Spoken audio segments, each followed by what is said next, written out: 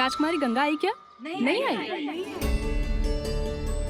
राजकुमारी गंगा आ गई, राजकुमारी गंगा आ गई।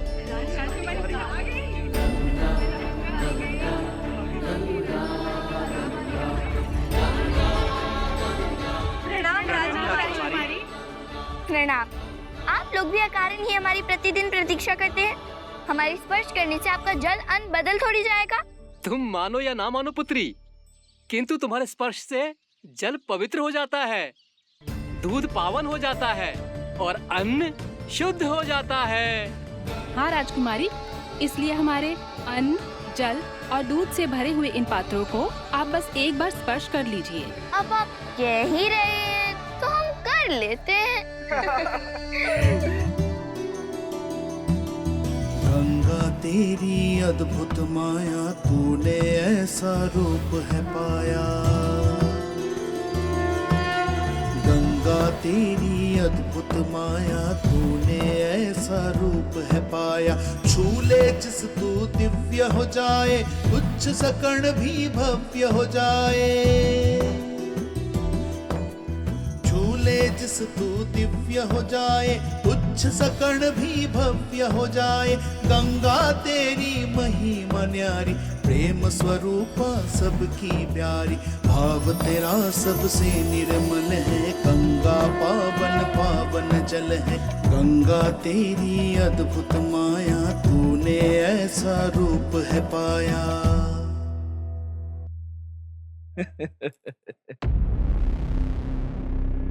शुक्राचार्य जी, मैं जानता हूं मुझे असुर बनाने के लिए आप लोग मेरे साथ छल कर रहे हैं, किंतु आप लोग कुछ भी कह लीजिए, मैं आपकी बातों में नहीं आने वाला।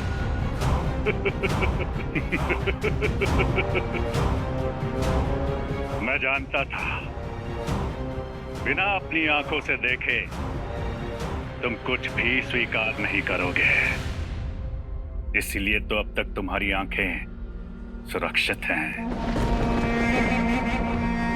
देखो, स्वयं अपनी आंखों से देखो कि क्या हो रहा है धरती पर।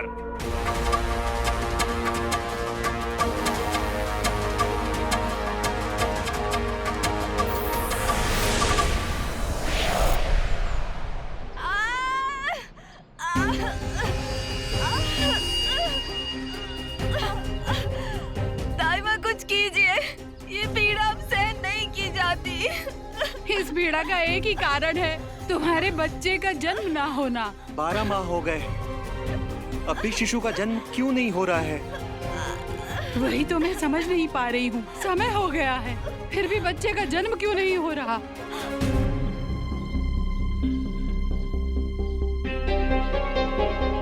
मुझे तो लग रहा है बहुत बड़ा अनर्थ होने वाला है।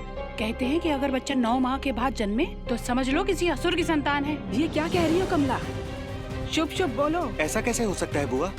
इसमें तुम्हारा कोई दोष नहीं, इस पापिन का दोष है। कहना तो नहीं चाहिए, लेकिन मुझे भी यही लगता है कि ऐसे पापी स्त्रियों को घर और समाज दोनों से बाहर करना चाहिए। ये क्या हो रहा है? लोगों के यहाँ संतान का जन्म क्यों नहीं हो पा रहा? क्योंकि जब पितरों का संरक्षक स्वयं ही बंदी हो, मृत आत्माएं पितृ नहीं बन पाएंगी। और ये तो तुम भली भांति जानते हो, तो यदि मृत आत्माएं पितृ ना बन पाए तो संसार में उनका पुनर्जन्म नहीं होगा। अब निर्णय तुम्हारा है आर्यमा, या तो तुम असुर बनोगे या धीरे धीरे इस पृथ्वी से मनुष्यों का अस्तित्व समाप्त होते देखोगे।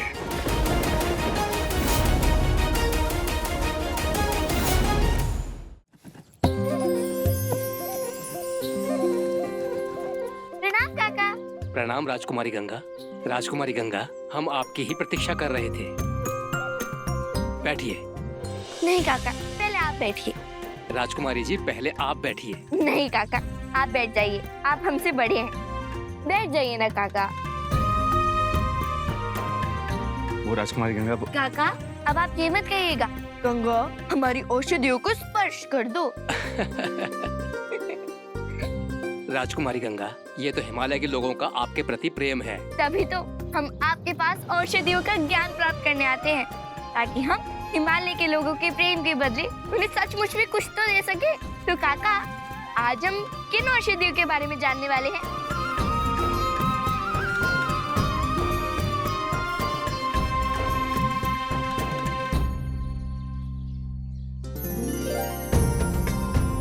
काका, ये सारी वनस्पतियां तो बड़े काम की है, किंतु आप ये कौन सी औषधि बना रहे हैं? औषधि तैयार हुई क्या? आप शीघ्र कीजिए ना। काकी, सब ठीक तो है ना? आप बहुत चिंतित लग रही हैं। बात ही कुछ ऐसी हो गई है, आप जाने दीजिए, आप नहीं समझेंगे। काकी, लगता है आपको याद नहीं, हम गंगा हैं। अब बताइए तो सही। अब क्या बताऊं राजकुमारी गंगा, आज से पहले ना कभी ऐसा सुना था और ना कभी देखा। हरि नारायण की पत्नी पिछले 12 माह से गर्भवती है, किंतु उसकी संतान ही पैदा नहीं हो रही। पता नहीं ये औषधि भी कार्य करेगी या नहीं। ऐसा कैसे हो सकता है? वही तो समझ नहीं आ रहा है। अब तो ईश्वर से ही प्रार्थना है ऐसी विकट समस्या किसी और के साथ ना हो। नहीं, ये कोई असुरी समस्या तो नहीं।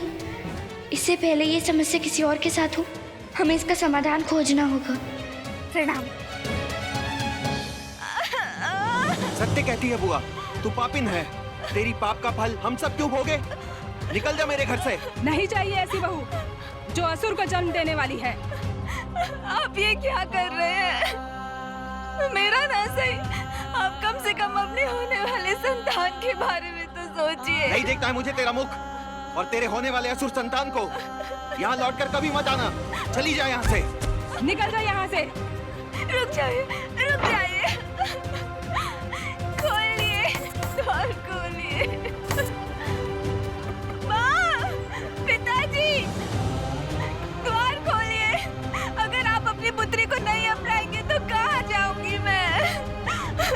द्वार खोलिए पिताजी, मेरा कोई दोष नहीं है इसमें। माँ।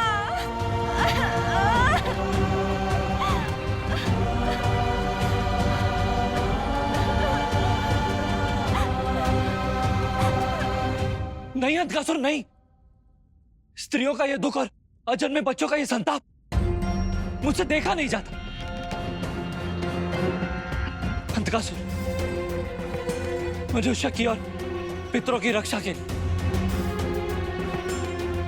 मुझे तुम्हारी अधीनता स्वीकार है।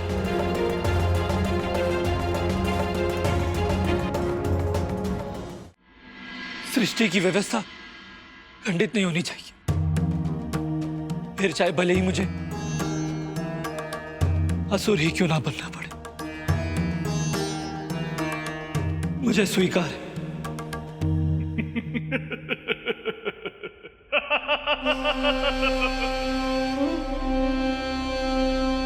गुरुदेव, मैंने आपसे कहा था ना कि आर्य माँ हमारी सहायता अवश्य करेंगे।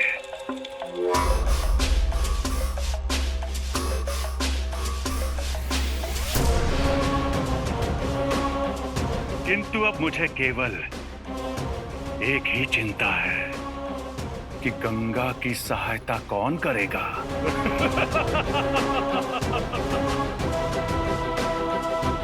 अब अपनी मृत्यु से तुम कैसे बचोगी गंगा?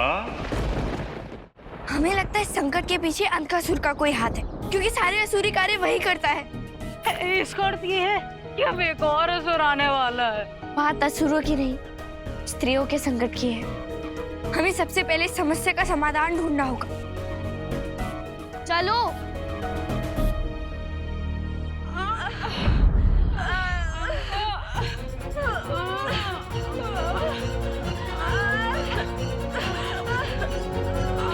स्त्रियों का क्रंदन, किंतु ये है कौन और ये रो क्यों रही है?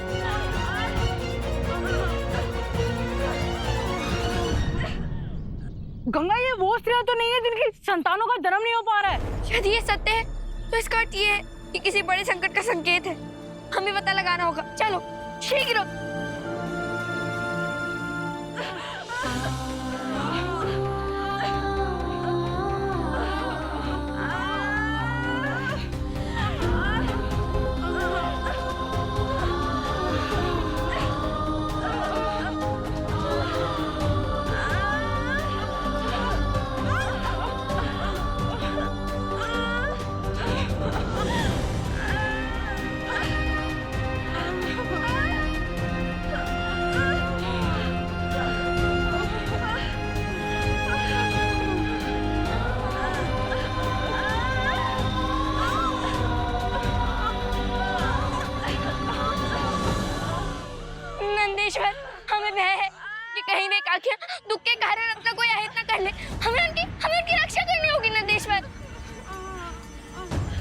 गंगा, उस ध्रुव के क्रंदन का स्वर इसी पर्वत के पीछे से आ रहा था।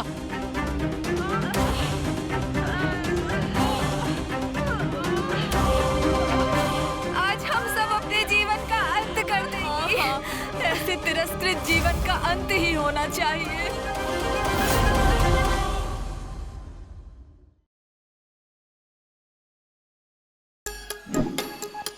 Like, share, subscribe and click on the bell icon to never miss an update from Nazara.